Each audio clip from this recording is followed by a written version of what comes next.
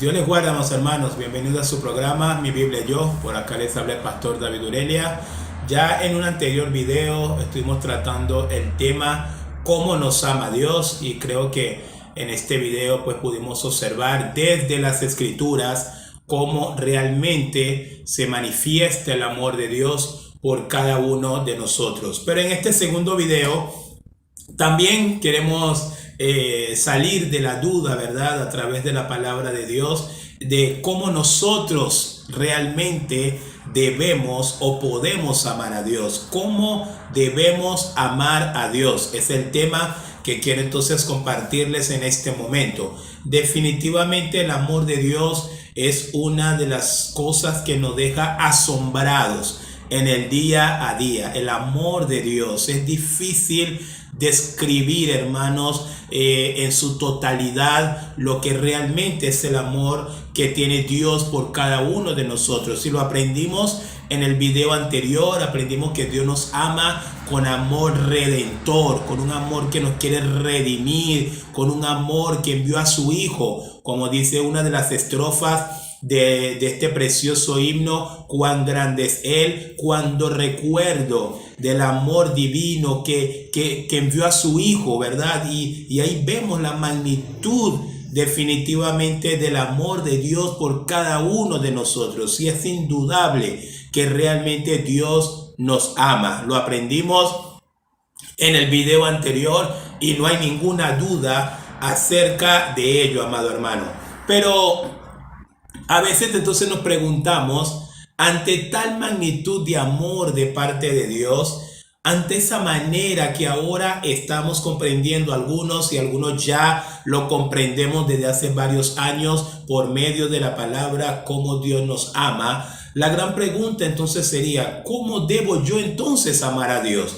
¿Cómo debo yo retribuir tanto amor que el Señor nos da? Es indudable que no vamos a tener una respuesta que equipare nuestro amor hacia Dios que en comparación del amor de Dios hacia nosotros, para nada. Había un autor y el autor decía que el amor de Dios, nuestro amor hacia Dios es como colocar una gota de agua en el océano, es decir, es insignificante, no hace ningún efecto colocar una gota de agua en el océano que ya está totalmente lleno de toneladas y toneladas de agua, no pasa nada. Pero el amor de Dios para nosotros o hacia nosotros es como agarrar ese océano y derramarlo en un vaso. Es totalmente distinto. Es decir, el amor de Dios por nosotros nunca se va a igualar al amor que nosotros podamos tener hacia Él. Definitivamente el amor de Dios por nosotros es algo inmensurable, es algo indescriptible a la mentalidad humana. Pero en la palabra de Dios, el Señor nos ha dejado las formas y las maneras en las cuales Él está dispuesto a recibir nuestro gesto de amor hacia Él. Y como bien usted sabe, nosotros los hombres somos nos gusta mucho retribuir, nos gusta mucho dar a cambio. Por lo menos cuando alguien hace algo por nosotros, rápidamente queremos darle algo, ¿verdad? En respuesta a ese favor o a ese gesto que esa persona ha hecho por nosotros. Y Dios conoce eso, Dios conoce nuestra naturaleza, y el Señor sabe que de alguna manera, después que nosotros hayamos experimentado la magnitud de su amor en nuestras vidas, vamos también a querer responderle con algo de amor. Vamos a también querer retribuirle el amor que está manifestado en nuestras vidas a través de Cristo Jesús. El autor Pablo decía en Romanos capítulo 5, porque el amor de Dios se ha derramado en nosotros. Es una maravilla, definitivamente, el amor de Dios en nosotros. Pero ahora, pensando un poco cómo nosotros debemos amar a Dios, es importante también ver que a través de las escrituras hemos tenido personajes que han intentado amar a Dios, pero lo han hecho de manera errónea. Es decir, si estos personajes en las escrituras han intentado o han pensado que estaban amando a Dios de la manera en que lo estaban haciendo, y luego vemos que Dios los confronta y resulta, y Dios les dice, no, no, mira, con lo que estabas haciendo no me estabas amando, no me estabas manifestando ningún amor. Entonces eso nos lleva a pensar, hermanos, que necesitamos conocer desde las escrituras cómo debemos amar a Dios. ¿Para qué? Para que entonces no estemos amando a Dios de una manera indebida, de una manera incorrecta, y que estemos engañándonos a nosotros mismos pensando que estamos amando a Dios, cuando la realidad es que Dios no está recibiendo ninguna de nuestras acciones, ninguno de nuestros gestos como un gesto de amor hacia Él. El primer ejemplo que les puedo tomar es el ejemplo del rey Saúl. Creo que todos, de alguna manera, los que somos creyentes y los que también han leído la palabra de Dios, en algún momento conocemos la historia del rey Saúl. Este se encuentra en el primer libro de Samuel, capítulo 15. Allí vemos que el Señor le da una orden a Saúl por medio del profeta Samuel. Le dice a Saúl que fuera a Amalek, y el Señor quería cobrar venganza sobre el pueblo de Amalek, porque el pueblo de Amalek le había cortado el paso al pueblo de Israel cuando el pueblo de Israel venía desde Egipto hacia Canaán. Entonces el Señor decidió cobrarle venganza al pueblo de Amalek, y esto no tiene que sorprenderles ni tampoco tomarlo como algo extraño, porque bien dice la palabra que la venganza es del Señor. El único que puede tomar venganza, el único que realmente hace verdadera justicia es el Señor. Y en ese momento el Señor quería tomar venganza de este pueblo que había estorbado a sus hijos durante el camino. Entonces el Señor le dice a Saúl: Saúl, ve a Amalek y destruye todo lo que hay en Amalek. Mata mujeres, mata hombres, mata niños. Y hay un texto que dice aún los de pecho, es decir, aún los bebecitos, mátalos a todos, le dice el Señor a Saúl. Destruye todo, que no quede nada de Amalek. Y así fue. Samuel le pasa la orden a Saúl, y Saúl le reúne su ejército, poderoso ejército que tenía Saúl en aquel momento, y se fueron a Amalek. Y evidentemente Saúl cumplió en parte la orden de Dios, y Saúl regresa a Jerusalén en medio de la algarabía, en medio de la fiesta, y allí el Señor le comunica a Samuel, y el Señor le dice a Samuel: me pesa haber puesto por rey a Saúl. Ahora ve y dile a Saúl, porque resulta que ahora Saúl perdonó la vida del rey, perdonó la vida de algunos animales, y no sabemos realmente en su totalidad cuántas vidas terminó perdonando Saúl del pueblo de Amalek, cuando la orden, ¿cuál había sido? La orden había sido: mata a todos. Dios fue muy específico, aún explicando: mata a hombres, mujeres, niños y aún los de pecho, mátalos. Esa fue la orden divina de parte de Dios. Y el Señor se lo hizo saber a Saúl, y Saúl lo cumplió en parte. Cuando Samuel se va al palacio, Samuel llega, y me encanta esta historia. Le invito a que lo pueda leer por factor de tiempo en estos videos. No se lo estoy leyendo texto a texto, se lo estoy explicando, pero me encantaría que usted, cuando tenga tiempo, o aparte tiempo, mejor dicho, busque el primer libro de Samuel, capítulo 15, y deleítese con esa tremenda historia que nos redarguye también a nosotros en este tiempo. Entonces llega Samuel al palacio, y cuando llega Samuel, llega Saúl bastante contento, y si saluda a Samuel, le dice: bendito sea Samuel, he cumplido la palabra de Jehová. Y Samuel se le queda mirando y dice: ¿has cumplido la palabra de Jehová? Entonces, ¿qué es este montón de ovejas que yo escucho? ¿Qué es esto? ¿Cómo el rey Agag todavía, el rey de Amalek, sigue vivo? ¿Qué está pasando? Y Saúl le dice: no, lo que pasa es que el pueblo perdonó lo mejor de los animales para ofrecerlo en ofrenda a Jehová. Fíjense qué interesante.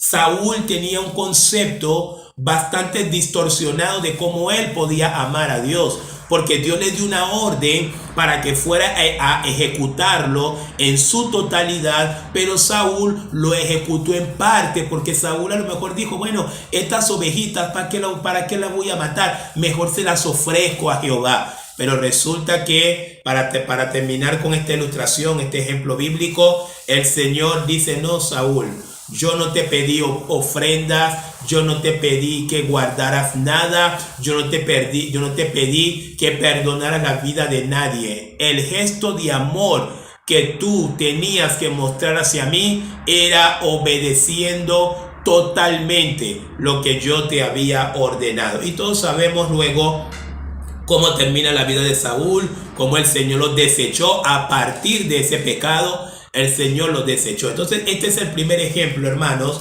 de que a veces podemos pensar que estamos amando a Dios y resulta que estamos equivocados. No toda expresión de amor, no todo gesto de amor que nosotros enviamos hacia Dios o que nosotros expresamos hacia Dios realmente es aceptado por Dios. El segundo ejemplo es un ejemplo del Nuevo Testamento y lo encontramos en esta secta llamada o conocida como los fariseos.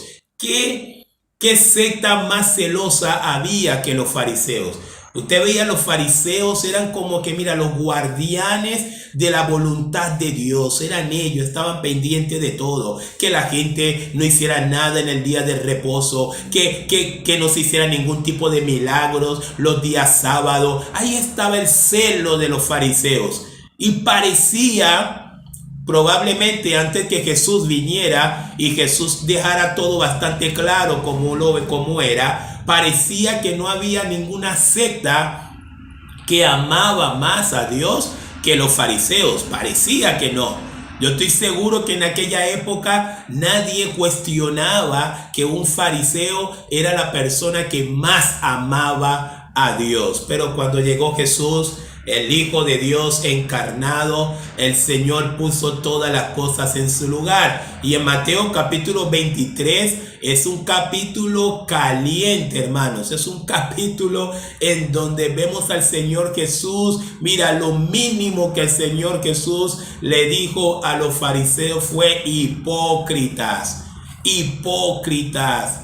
Son hipócritas, no me aman, no aman a mi Padre. Y usted puede acercarse allí a Mateo capítulo 23 y usted va a ver todas las razones que el Señor esgrime, por lo cual les hace saber a los fariseos, son unos hipócritas, no me aman, es mentira, adoran solamente de labios, pero su corazón está muy lejos de mí.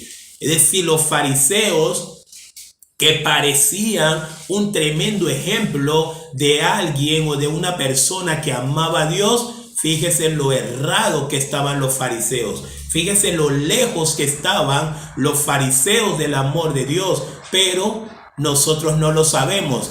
En aquella época estoy seguro que nadie podía cuestionar que realmente los fariseos amaban a Dios, pero llegó Jesús, aleluya, llegó el Hijo de Dios, llegó el que recibe los gestos de amor y los gestos verdaderos de adoración de sus hijos, y dijo, ustedes los fariseos no me están amando, ustedes los fariseos no me están adorando, sencillamente son unos hipócritas. Entonces, hermanos, a través de estos dos ejemplos, el ejemplo de Saúl y el ejemplo de los fariseos, nos tiene que quedar bastante claro que necesitamos conocer desde las Escrituras cómo debemos amar a Dios. Ya no podemos confiarnos solamente en gestos emocionales, ya no podemos confiarnos solamente en que usted escribe en Facebook, ay, Dios te amo, está bien. Yo soy de lo que yo pienso que aunque Dios no tiene Facebook,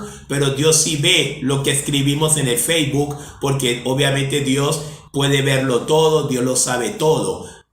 Pero escribirle a Dios, Dios te amo papito, te quiero mucho, escribirle cartas a Dios, realmente no podemos ya confiarnos sobre solamente estas cosas. Necesitamos conocer desde las escrituras realmente cómo nosotros podemos y nosotros debemos amar a Dios. Y esto es lo que vamos a aprender en este momento, amados hermanos, a través de la Biblia, cómo realmente debemos amar a Dios. El salmista, vamos a ver primero un texto en los Salmos, nos va a arrojar una de las primeras maneras en que realmente nosotros debemos amar a Dios. Y voy a responderles solamente con textos para que nosotros podamos aprender desde las escrituras cómo realmente debemos amar a Dios. ¿Cuáles son los gestos de amor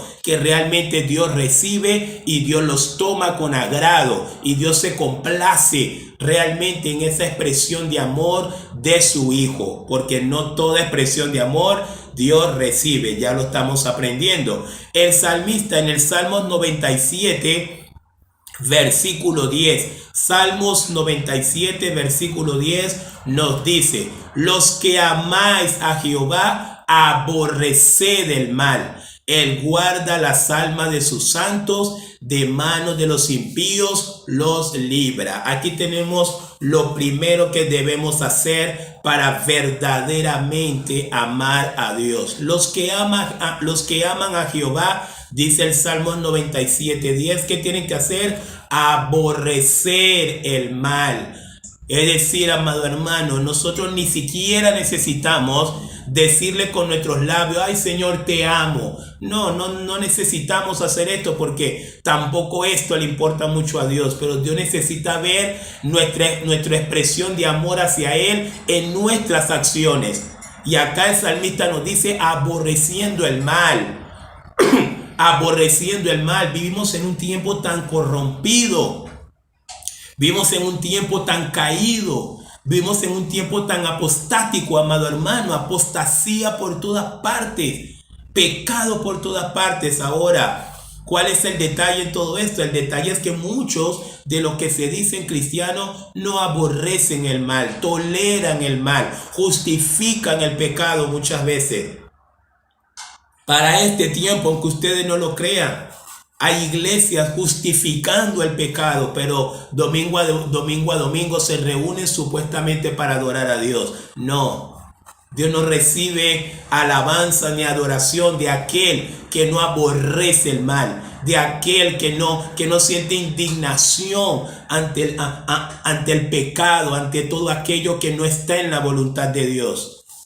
Hay ejemplos en la Biblia de hombres que no necesitaron mandarles ningún Facebook de te amo a Dios, ni tampoco necesitaron hacer globitos y colocarle te amo mi Dios, pero mostraron su amor a Dios aborreciendo el mal. Un ejemplo de ello es Lot. Cuando Lot estaba en Sodoma y Gomorra, la Biblia nos dice en Hebreos que Lot, su espíritu se enardecía. Lot estaba indignado con la sodomía, con la práctica de la inmoralidad sexual que había en ese lugar. Y a raíz de la indignación de Lot fue que descendieron aquellos ángeles para destruir Sodoma y Gomorra. Otro ejemplo lo tenemos en el apóstol Pablo. Cuando Pablo estaba en Atenas, fíjense que cuando Pablo se va a Atenas esperando que viniera Timoteo y Silas para unirse con él, la Biblia dice que cuando Pablo llegó a Atenas, su espíritu se enardecía viendo la ciudad entregada a la idolatría.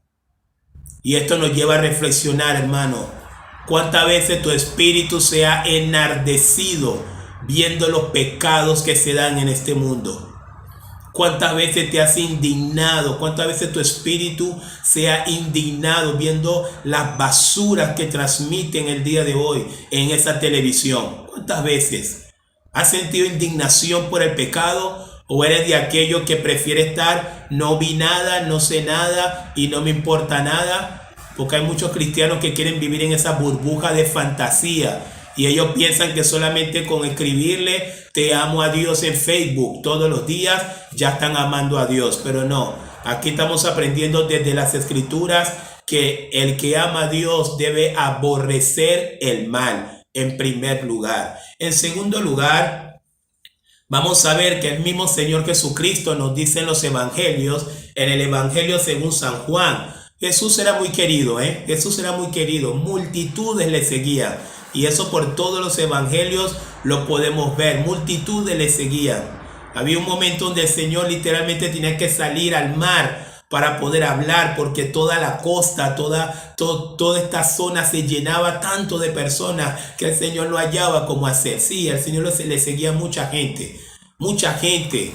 Cuando el Señor tuvo la entrada triunfal en Jerusalén, la gente bajaba ramas y las colocaba en el suelo. Hosana, Hosana, bendito el que viene en el nombre de Dios. Cuando el Señor hizo la multiplicación de los panes, ay, ese es el profeta que ha de venir al mundo. Señor, te estamos siguiendo, queremos pan, que Dios tan grande. Y la gente decía de todo y hacía de todo cuando el Señor hacía milagros para ellos. Pero ¿saben qué? Jesús, dice el evangelio también según San Juan, Jesús no se fiaba de ellos, porque Jesús conoce el corazón de los hombres. Y en base a ese conocimiento que solamente Dios tiene del corazón de los hombres, Jesús decía en Juan capítulo 14, versículo 15, si me amáis, guardad mis mandamientos. Y acá tenemos la segunda manera en cómo debemos amar a Dios. Lo primero que debemos hacer para realmente expresar nuestro amor a Dios es que tenemos que aborrecer el mal, como lo dice el Salmo 97:10. Pero en segundo lugar, amado hermano, nuestra expresión de amor a Dios no pasa por lo que decimos solamente, pasa por lo que hacemos. Más adelante Samuel le termina diciendo a Saúl, Dios se complace más en la obediencia que en los sacrificios, Saúl. Dios se complace más, Saúl. Te equivocaste, Saúl. Te pusiste a pensar en sacrificio para demostrar tu amor a Dios, cuando realmente el amor a Dios se demuestra es con obediencia. Obediencia, hermano, es obediencia, joven. Joven que me estás escuchando, no se trata de montar TikTok y decir te amo, Dios. No, Dios lo que quiere es que vivas una vida pura delante de Él. Dios lo que quiere es que vivas en santidad, joven. Que seas el Daniel de este tiempo. Que seas como aquellos 3 jóvenes que se negaron a arrodillarse ante la estatua de Nabucodonosor y dijeron, preferimos morir antes de convertirnos en parte de este sistema pecaminoso. Eso es amar a Dios, joven. Eso es amar a Dios, guardar sus mandamientos. Dios nos impacta por los mensajes de Facebook.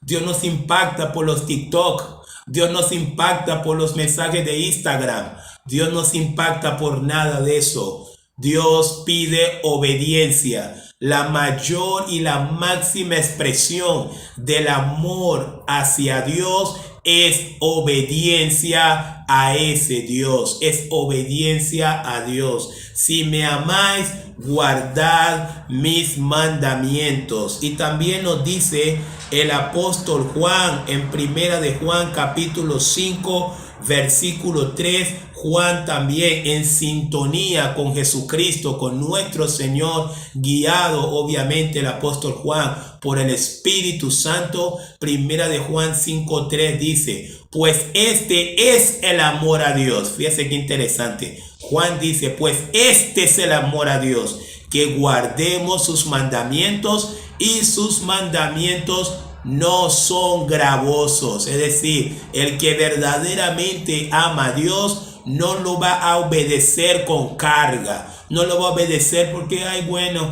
es que me toca obedecerlo. No, Señor. El que verdaderamente ama a Dios le obedece, pero con placer. Le obedece con amor genuino. Pablo luego dice en Romanos capítulo 12, el amor sea sin fingimiento. Los que fingen amor son aquellos que les cuesta obedecer, pero dicen que aman a Dios. Pero ¿cómo les cuesta hacer la voluntad de Dios? ¿Cómo les cuesta apartarse del mal y seguir lo bueno? ¿Cómo les cuesta dejar la vida de mentira? ¿Cómo les cuesta dejar la vida de fornicación, la vida de adulterio, la vida de codicia? toda clase de pecados, no se quieren librar de ella. Quieren seguir ahí en alianza con los pecados, pero escriben todos los días: te amo, papito. A Dios no le interesa eso, hermano. A Dios no le interesa eso. No es la expresión de amor que estamos aprendiendo desde las Escrituras. Si me amáis, guardad mis mandamientos. Y es por eso que el verdadero cristiano, el que ama verdaderamente a Cristo, usted lo va a encontrar entregado a la palabra de Dios. Usted lo va a encontrar permaneciendo en la palabra de Dios. Porque ¿qué mandamientos vas a guardar si no los conoces? Hay que conocerlo, ¿verdad? Y para conocerlos, pues hay que conocer las Escrituras.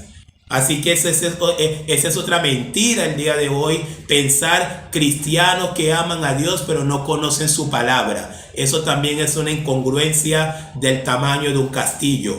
Juan dice: pues este es el amor a Dios, que guardemos sus mandamientos, y sus mandamientos no son gravosos. Y otro texto en este segundo punto de cómo debemos amar a Dios, también lo dice Juan en su segunda carta. Juan le escribe a una hermana de una congregación, se le conoce como la señora elegida, y miren lo que dice el apóstol, segunda de Juan, capítulo 1, versículos 5 al 6. Y ahora te ruego, señora, no como escribiéndote un nuevo mandamiento, sino el que hemos tenido desde el principio, que nos amemos unos a otros. Y este es el amor, que andemos según sus mandamientos. Este es el mandamiento, que andéis en amor, como vosotros habéis oído desde el principio. Qué interesante cómo Juan coloca todo esto. ¿Cuál es uno de los mandamientos que nos da el Señor? Que tenemos que amarnos unos a los otros. Amarás a tu prójimo como a ti mismo. Ese es el segundo mandamiento. Es decir, nosotros expresamos nuestro amor a Dios cuando conocemos su palabra y llevamos a cumplimiento su palabra. Todo lo que el Señor pide en su palabra se debe llevar a cabo, se debe llevar a ejecución, no solamente para saber que está allí. ¿Cuánta gente no sabe que la Biblia dice esto? Hay gente que sabe que la Biblia dice no harás esto, o hay gente que sabe que la Biblia dice tienes que hacer esto. No hacen caso omiso. Viven como quieren, piensan como quieren, reaccionan como quieren, hablan como quieren, pero tú lo ves: te amo, papito. No, estás equivocado, amado hermano, estás equivocada, amada hermana, si usted piensa que la expresión de amor hacia Dios pasa por mensajitos bonitos. No es que esté mal escribir, no estoy criticando que sea malo escribir, pero lo que escribimos tiene que ir en consonancia con lo que vivimos. Lo que escribimos tiene que estar en armonía con la vida que Dios pide de nosotros. Entonces recapitulamos antes de ir al tercer punto. Lo primero que debemos hacer para verdaderamente amar a Dios, responder a ese magno amor a Dios, lo primero que debemos hacer, debemos aborrecer el mal. Debemos aborrecer el mal. Lo segundo que tenemos que hacer es que debemos guardar los mandamientos de Dios. Debemos obedecer la palabra de Dios, hermanos. Y en tercer y último lugar, ¿cómo debemos amar a Dios? Debemos amarlo con fe. Debemos amarlo con fe, sí. Qué fácil es amar lo que vemos. Qué fácil es amar a algo que podemos ver. Pero muchas veces, hermanos, se nos pasa que a Dios no lo podemos ver, pero que igual tenemos que amarlo, porque aunque no lo vemos, sabemos que Él está, Él existe. Es pues la fe, la certeza de lo que se espera, la convicción de lo que no se ve, dice el autor de los Hebreos capítulo 11, versículo 1. Y aunque Dios no lo podemos ver todavía, el amor que sentimos por Dios, el amor que sentimos hacia Dios es tan tangible como si lo estuviésemos viendo. Y es por eso, hermano, la necesidad de amarlo con fe. El autor Pablo luego decía a los hermanos en Corintios: porque por fe andamos, no por vista. No andamos por vista. El día de hoy el mundo anda por vista. El mundo ama lo que ve. El mundo ama lo que puede tocar. El mundo ama lo que puede manipular. El mundo ama lo que puede dominar. El mundo ama lo que puede esclavizar. El cristiano ama a Dios sin necesidad de verlo aún, porque va a llegar el día en que lo vamos a ver. Mateo 5:8, bienaventurados los de limpio corazón, porque ellos verán a Dios. Aleluya. Y aunque hoy no lo podemos ver, tenemos la esperanza de que sí lo vamos a ver algún día. Pero no tienen que esperar verlo para empezar a amarlo. Ese es el punto. No tienen que esperar verlo para obedecer sus mandamientos. No tienen que esperar verlo para empezar una comunión con Él. Todo lo contrario. Todo esto tienen que hacerlo primero por fe, para que luego pueda verlo. Si no hace todo esto por fe, antes no lo va a poder ver. Definitivamente no lo va a ver. Y si lo ve, lo va a ver en el último juicio y será para simplemente ser arrojado al infierno. Miren lo que dice el apóstol Pedro en su primera carta, primera de Pedro capítulo 1, versículo 8. El apóstol Pedro dice: a quien amáis sin haberle visto, en quien creyendo, aunque ahora no lo veáis, os alegráis con gozo inefable y glorioso. Aleluya. Pedro dice: a quien amáis sin haberle visto, en quien creyendo, aunque ahora no lo veis, pero lo vamos a ver. Aleluya. Lo vamos a ver. Los que amamos al Señor lo vamos a ver. Pero necesitamos en este momento realmente desde las Escrituras, desde la palabra de Dios, colocarnos realmente en una posición correcta de los que aman a Dios. Y no vivir en esas utopías y en estas falacias que mucha gente del movimiento cristiano del siglo XXI está viviendo. Porque hay gente que cree que amar a Dios es darle de comer a un niño. Es un acto benevolente, es un acto bueno y es un acto que todo el mundo lo debe hacer, quien lo pueda hacer que lo haga. Pero eso no manifiesta el amor hacia Dios, no. Hay personas que creen que ama a Dios porque solamente está sirviendo en el ministerio de la iglesia. No. Hubo muchas personas que sirvieron al ministerio durante siglos en las iglesias y luego fue bastante evidente que no amaban a Dios. Aún dentro de las Escrituras, hombres como Demas, hombres como Alejandro y Meneo, hombres como Diótrefes, muchos hombres sirvieron en la iglesia y eso no significó que ellos amaban a Dios por eso. Luego el apóstol Pablo denuncia a Demas y Pablo dice: Demas me abandonó amando este mundo. Qué interesante, ¿verdad? Que a pesar de que Demas estaba en el ministerio, pero Demas no amaba a Dios, Demas amaba al mundo. Y estas realidades pasan dentro de nuestras iglesias hoy. No ayer, hoy pasan. Y es por eso, hermanos, que este video, mi intención con este video, con esta enseñanza, es que usted realmente pueda saber desde las Escrituras cómo usted tiene que amar a Dios. En primer lugar, amar a Dios significa apartarse del mal. Sentir indignación por el pecado, tanto por el pecado que pueda estar en mi vida como contra el pecado que el día de hoy nos rodea por todas partes. En segundo lugar, el que verdaderamente ama a Dios guarda los mandamientos de Dios, hace la voluntad de Dios, lucha cada día hasta la sangre contra el pecado. No se deja esclavizar por el sistema mundanal. No améis al mundo ni las cosas que están en el mundo. Si alguno ama al mundo, el amor del Padre no se manifiesta en él. Primera de Juan 2:15. Es decir, en segundo lugar, el que verdaderamente ama a Dios también va a guardar los mandamientos de Dios. Y en tercer y último lugar, Dios nos está llamando a amarlo por fe.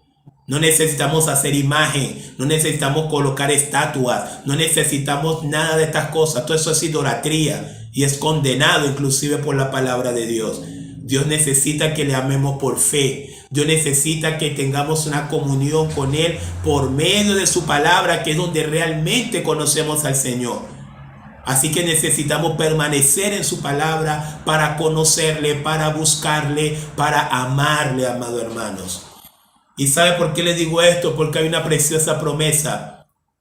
Hay una preciosa promesa para los que aman al Señor, y es la venida del Señor, la venida de Cristo por los que le aman. Él viene por los que le aman. Él viene por lo que por lo que realmente no podemos vivir sin Él. Por lo que desde el día en que le conocimos, para mí, para nosotros, el vivir es Cristo y el morir es ganancia. Nos adherimos a estas preciosas palabras del apóstol Pablo, porque para mí el vivir es Cristo la vida, no hay otra vida fuera de Cristo, y el morir simplemente es un tránsito a la presencia de ese precioso Cristo. Y el apóstol Pablo lo ratifica en su última epístola, 2 Timoteo.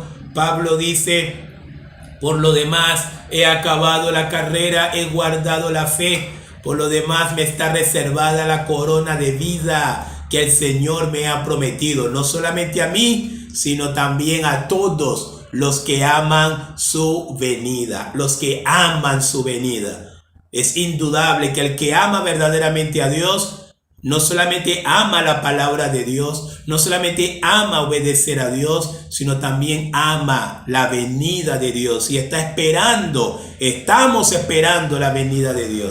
Así que, hermanos, espero que esta enseñanza le haya sido de edificación, pero también que le haya sido de corrección, para limpiar, para sacar todos los conceptos errados que usted pueda haber tenido acerca de cómo usted puede amar verdaderamente a Dios. Y por favor, apéguese a las Escrituras. Vamos a amar a Dios como realmente la palabra lo pide, para que no esté autoengañándose. No se autoengañe como le pasó a los fariseos o como le pasó a Saúl.